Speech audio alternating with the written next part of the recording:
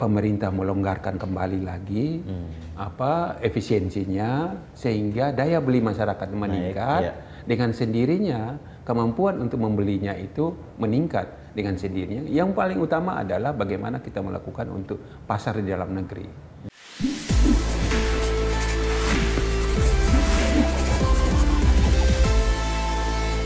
Oke Pak, kemarin kita juga membuka nih Pak di akun-akun sosial media kita pertanyaan untuk Pak Saleh Husain nih dari netizen.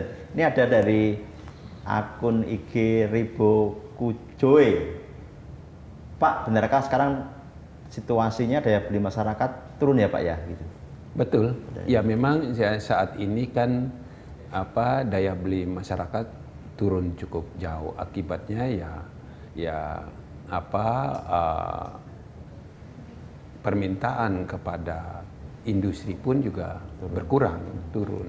Nah tentu ini harus diantisipasi. Untuk itu ya saya kira yang paling utama adalah kita tahu bahwa kan pemerintah melakukan efisiensi. Nah efisiensi ini kan berdampak kepada keinginan untuk membeli, karena kan masyarakat kebanyakan nggak punya, terutama di daerah-daerah. Nah kalau misalnya pemerintah melonggarkan kembali lagi efisiensinya sehingga daya beli masyarakat meningkat, dengan sendirinya kemampuan untuk membelinya itu meningkat dengan sendirinya. Yang paling utama adalah bagaimana kita melakukan untuk pasar di dalam negeri. Nah di samping itu juga adalah belanja pemerintah. Belanja pemerintah dalam hal ini untuk pengadaan-pengadaan harus mengutamakan, untuk belanja pemerintah mengutamakan adalah produksi dalam negeri. Ya kita harus melakukan hal-hal seperti itu sehingga daya belinya kembali tumbuh, dengan sendirinya industri bisa tumbuh dan ekonomi bisa naik. Tanpa itu ya saya kira kita akan sulit. Pak, kalau bagi pelaku industri kan Bapak kan senior lah di situ. Betul. Ada saran nggak Pak di tengah kondisi seperti ini, apa yang bisa dilakukan oleh para pelaku industri ini? Ya, saya kira tentu kita harus bisa, seperti tadi saya sudah sampaikan di awal, yaitu bersama pemerintah untuk melakukan diversifikasi pasar, cari-cari pasar-pasar alternatif untuk bisa masuk agar industri kita tetap eksis. Di samping itu adalah ya tentu kembali yaitu dengan meng-create untuk pertumbuhan industri di dalam negeri dengan penggunaan produk-produk dalam negeri, khususnya untuk belanja pemerintah. Tanpa itu saya kira kita akan sulit. Di samping itu juga adalah ya tentu industri harus melakukan efisiensi dengan penggunaan misalnya teknologi atau juga penggunaan bahan baku sumber inputnya itu ya sedapat mungkin untuk penggunaan bahan baku dari dalam negeri. Itu kan harus di-create sehingga ketergantungan kepada bahan baku import itu secara bertahap berkurang. Nah, di samping itu juga ya pemerintah juga harus melakukan berbagai insentif kepada industri-industri yang terutama yang kena dampak akibat dari kebijakan Presiden Trump ini. Ya, insentif adalah insentif kebijakan, insentif perizinan, atau insentif lainnya yang tentu harus dilakukan oleh pemerintah. Ya dengan situasi sulit seperti ini, saya kira pemerintah dalam hal ini teman-teman di Kementerian Keuangan atau sektor perpajakan jangan terlalu untuk mencari berburu di kebun binatang. Ya tentu harus lebih kreatif dan juga harus memberikan keluasaan. Ini orang lagi sakit jangan dipaksa untuk kan lagi batuk-batuk kan jangan dipaksa untuk harus berlomba lari. Kan harus dikasih batuk ini sehat, dia bisa ikut lomba.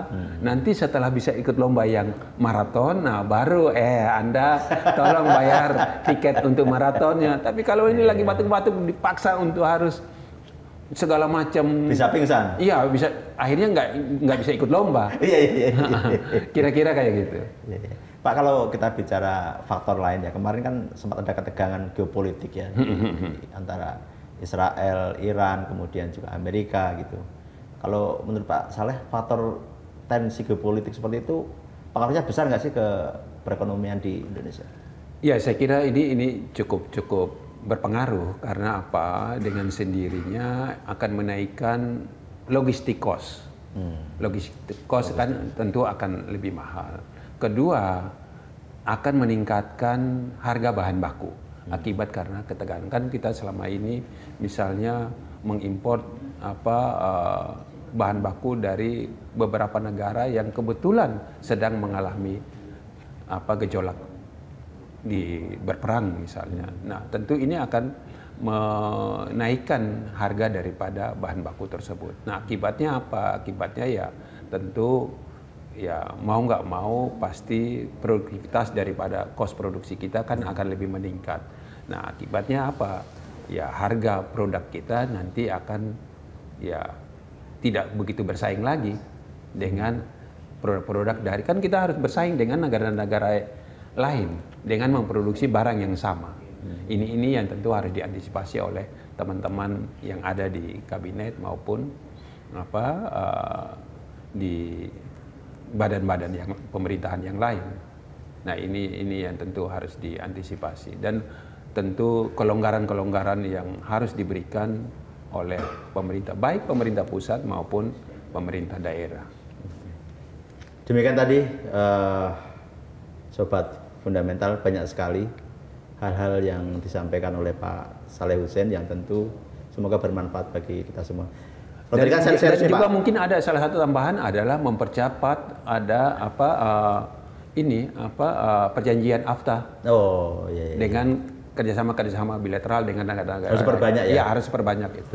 Ya, tentu harus ciptain itu sehingga produk-produk kita bisa masuk. Tapi terakhir saya dengar dari Pak Mendak malah ada beberapa negara justru menunda kerjasama tersebut karena mungkin dengan situasi ini dia hitung, wah saya rugi nih. Saya sempat dengar dari Pak Mendak tuh. Iya. Tapi ya memang harus terus dilakukan. Nah, harus terus dilakukan. Iya, betul. Terus juga ya salah satu adalah ketika mengangkat duta-duta besar, tentu duta-duta besar yang paham tentang situasi ekonomi, yang dia juga menjadi bagian daripada marketing daripada Indonesia di negara-negara yang menjadi tugasnya beliau. Kemarin kan banyak tuh Pak yang di fit and proper di DPR kan. Nah, semoga bisa menjalankan fungsi itu. Jangan hanya fungsi untuk politik aja, tapi fungsi bisnisnya harus itu. Kan kita bisa contoh negara-negara lain. Harus pintar dagang juga. Betul. Betul. Baik Pak Saleh Hussein.